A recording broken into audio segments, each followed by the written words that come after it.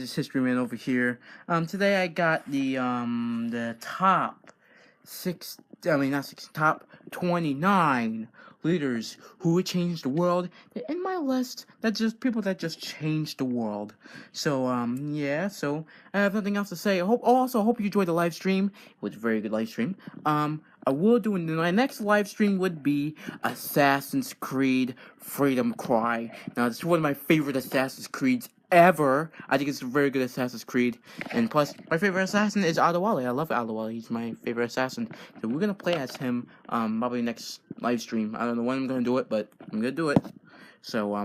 Yeah, so let's get the leaders who changed the world started. Number one, we got Abraham Lincoln, the man who won the American Civil War, the American president who fought a war to keep his country united and was a key player as abolitioning slavery. Now, when he was elected the Republican candidate to stand as the 16th president of the United States, Lincoln had mixed emotions. Now, this was the first election victory in 5 attempts, having failed to be voted into the U.S. Congress and Senate. But however, the victory was tempered by a threat that America was beginning to split apart at the seams, with an increasing division between the North and the South of the country over many issues, most notably slavery. Lincoln's eventual victory in the presidential race triggered 7 southern states to form the Confederacy. 3 states elected Jefferson Davis as president. It instigated government structure, closely resembling that of the U.S. Constitution. So one of the Confederate states of the U.S. One of the Confederate states, South Carolina, demanded that American troops abandon their facilities there. It led the Battle of Fort Sumter on April 12, 1861. Following the battle, 4 more southern states joined the Confederacy. Lincoln called 75,000 men to join the army and to suppress the rebellion, and the American Civil War had begun, would leave over 600,000 soldiers dead. Lincoln played an active role in the war, although he had a little experience of military tactics. He was a prolific reader. However, so he poured through military history and tactic books to become better and acquainted with art of war. So he met with his war cabinet twice a week. Also, he played a key role in appointing the army generals based on merit. So as well as a raging war, the new president had to contend with running a country, balancing the different political factions who wanted something from him. It was a masterful judging act. On August 6, 1861, Lincoln signed a Confederate act that authorized slaves to be confiscated and free, who were used to support of the Confederate war effort. The law had a little but signpost the president's intention to ban the use of slaves, freedom of slaves in 10 states that were in rebellion. The war was turning into Union's favor, but Lincoln had incapacitation a central theme. Even the war was still raging. The country once again, after the smoke from the battlefields had cleared, he decided to lift defeated states up easily and rejected national and protective measures against them. He also pushed for the outlawing of slavery, and the 13th Amendment was ratified on December 6, 1865. Not only did Abraham Lincoln help abolish slavery in the United States, he fought a war to keep his nation united.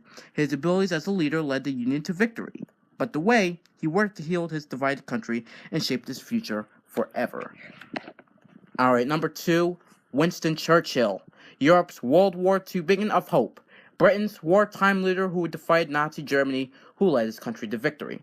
In Britain's darkest days of 1940, one man stood hopeful against the Nazi hordes were flooding throughout the much of Europe's Churchill's inspiring oratory, as well as an unshakable belief in Britain. The empire in victory helped a rally cause that looked lost and brought up a wealthy upper-class family.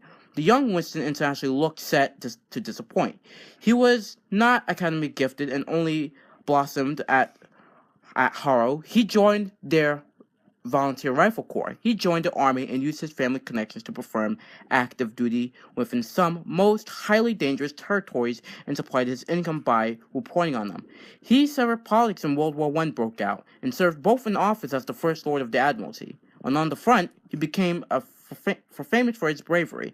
After the war, he returned to politics, where he became such critic of naval chamberlains appeasement policy. But when the nation turned to him, following Chamberlain's resignation, as he emerged himself as every aspect of the war effort, playing a key in ending Hitler's dreams of Nazi world domination.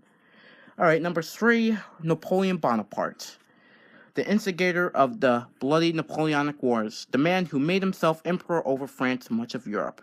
The largest figure in French history, Napoleon irrevocably changed the course of his country, much of Europe during his lifetime.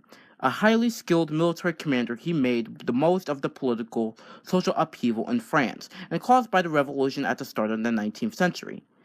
He appointed himself first as the consul, then the emperor. However, he wasn't satisfied just ruling of his own country and had the rest on Europe in 1800. He defeated the Austrians at the Battle of Montegro in Italy. Montegro in Italy. In 1803, a series of wars named after him began to rage into his defeat at Waterloo in 1815. The Napoleonic Wars were fought between the French Empire and a number of changed coalition forces, but one constant enemy he faced was the British. Invading his island nemesis was one of Napoleon's main goals that he quoted into saying in 1797, "The French must concentrate for all of our efforts on the navy on England. That done, Europe is in our feet."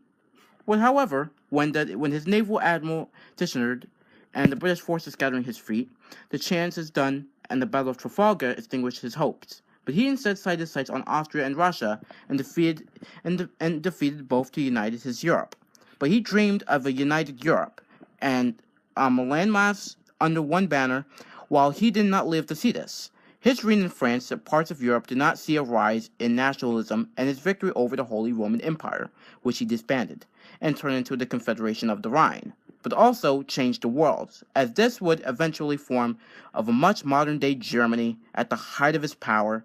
He installed these loyal to him ruler parts of Holland, Sweden, Spain, and Italy.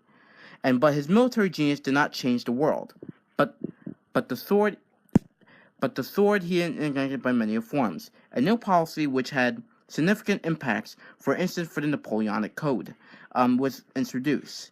The foreign privileges based on birth, but instead onto individual merit, which that meant that government jobs and needed those to grant employers in his army would be also who had the talent.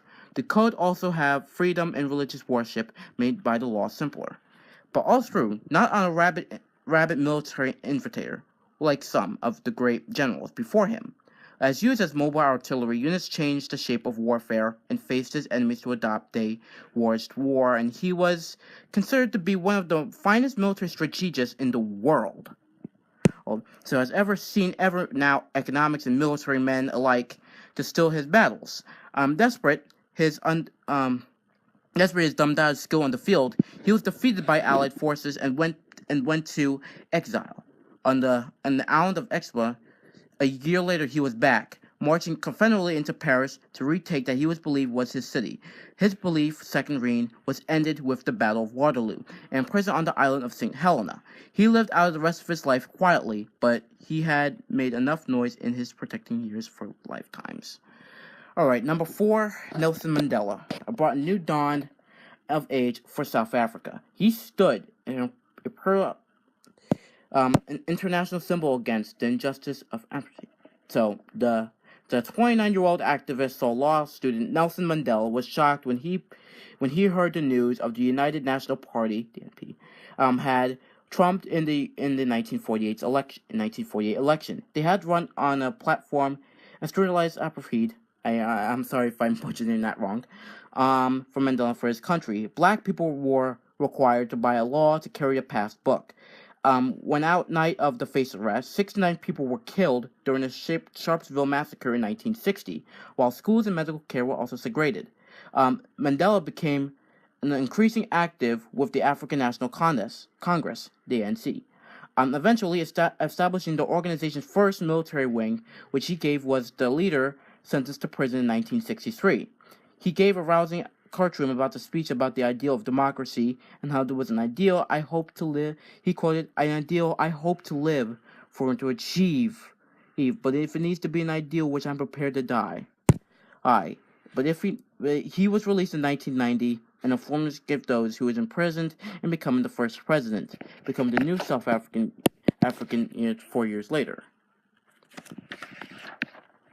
All right. Number 5, John F. Kennedy. I'm sorry, a little pause there. I didn't know where I was at. Number 5, John F. Kennedy. The tremendous statesman of one of the first modern-day leaders embraced the power of the media. Yeah. Hold on. All right. The man as known as JFK changed the world of politics, but forever has acted as a road for many leaders around the world. When the young Democratic senator entered the presidential race against more experienced Richard Nixon. I'm sorry, get home. Nixon. I'm sorry, he lied. Nixon. Anyway, speaking of, politics was dominated by an old guard. No one initially gave him a chance of winning in what was one of the closest elections in American history. The turning point was a live television debate, the first of its kind, which it was watched by over 60 million people, which I'll show you in this page right here. Attention to everything Senator Kennedy says, as well as Senator Fulbright. Now, in this connection, I want to point out that the facts simply aren't as stated. First of all, the report to which Senator Kennedy refers is one that was made many, many months ago and related particularly to the period immediately after Sputnik. Second, as far as this report is concerned, I would have no objection to having it made public. Third, I would say this with regard to this report, with regard to Gallup polls of prestige abroad, and everything else that we've been hearing about. What about American prestige abroad? America's prestige abroad will be just as high as the spokesmen for America allow it to be. Now, when we have a presidential candidate, for example, Senator Kennedy, stating over and over again that the United States is second in space, and the fact of the matter is that the space score today is 28-8. We've had 28 successful shots, they've had 8. When he states that we're second in education, and I have seen Soviet education, and I've seen ours, and we're not, that we're second in science, because they may be ahead in one area or another, when overall we're way ahead of the Soviet Union and all other countries in science. When he says, as he did in January of this year, that we have the worst slums, that we have the most crowded schools, when he says that 17 million people go to bed hungry every night, when he makes statements like this, what does this do to American prestige? Well, it can only have the effect, certainly, of reducing it. Let me make one thing clear. Senator Kennedy has a responsibility to criticize those things that are wrong, but he has also a responsibility to be right in his criticism. Every one of these items that I've mentioned, he's been wrong, dead wrong. And for that reason, he has contributed to any lack of prestige. Finally, let me say this. As far as prestige is concerned, the first place it would show up would be in the United Nations. Now, Senator Kennedy has referred to the vote on communist China. Let's look at the vote on Hungary. There we got more votes for condemning Hungary and looking into that situation than we got the last year. Let's look at the reaction to Khrushchev and Eisenhower at the last UN session. Did Khrushchev gain because he took his shoe off and pounded the table and shouted and insulted? Not at all. The president gained, America gained, by continuing the dignity, the decency that has characterized us, and it's that keeps the prestige of America up, not running down America the way Senator Kennedy's been running her down. Comment, Senator Kennedy? I really don't need Mr. Nixon to tell me about what my responsibilities are as a citizen. I've served this country for 14 years in the Congress, and before that in the service. I have just as high a devotion, just as high an opinion. What I downgrade, Mr. Nixon, is the leadership the country's getting, not the country. Now, I didn't make most of the statements that you said I made. I believe the Soviet Union is first in outer space. We may have made more shots, but the size of their rocket thrust and all the rest. You yourself said to Khrushchev, you may be ahead of us in rocket thrust, but we're ahead of you in color television, in your famous discussion in the kitchen. And people, those who are listening on the radio, said Nixon's had won, but those who are watching on the new favorite television give it to Kennedy. Thanks to his tremendous and easy charm, Kennedy would prove to be a popular president, guiding his country through the dangerous Cuban Missile Crisis. While some believe he could have done more to advance civil rights, he did support Martin Luther King. But by his time of his assassination, the world had lost a charismatic leader, but his blueprint for modern leadership would ensure his legacy to live on. All right, number 5, Alexander the Great, one of the greatest military minds who conquered much of the known world. Alexander the III of Macedon inherited a formidable army from his father Philip II.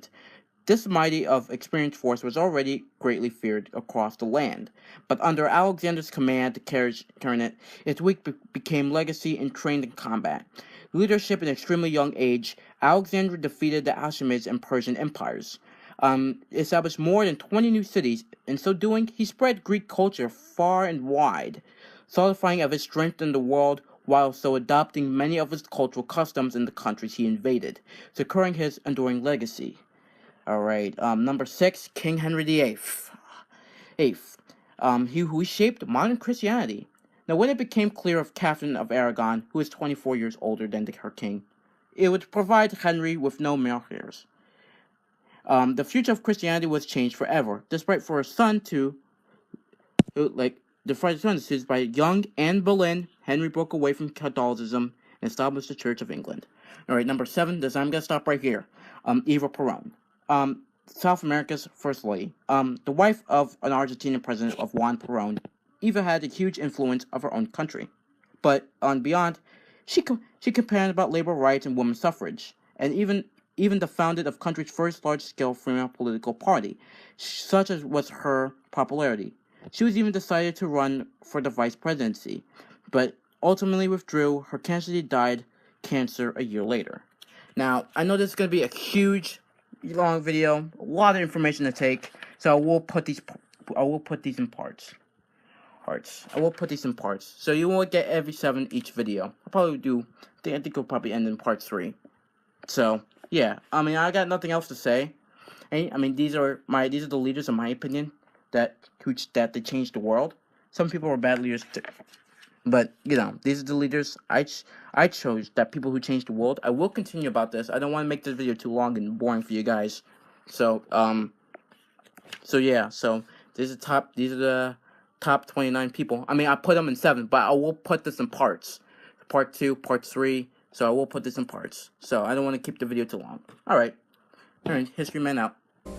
William Bradford, speaking in 1630 of the founding of the Plymouth Bay Colony, said that all great and honorable actions are accompanied with great difficulties, and both must be enterprised and overcome with answerable courage.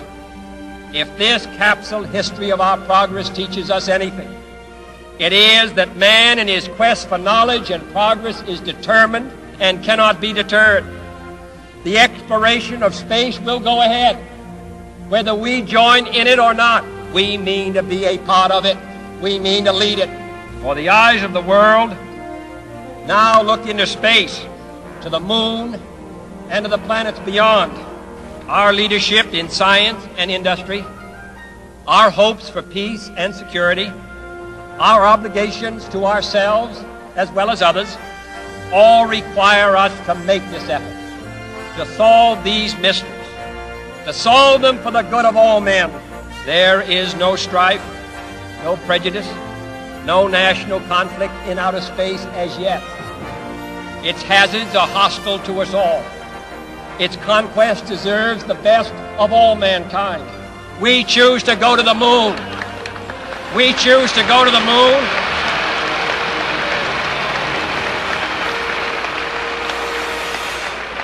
We choose to go to the moon in this decade and do the other things, not because they are easy, but because they are hard.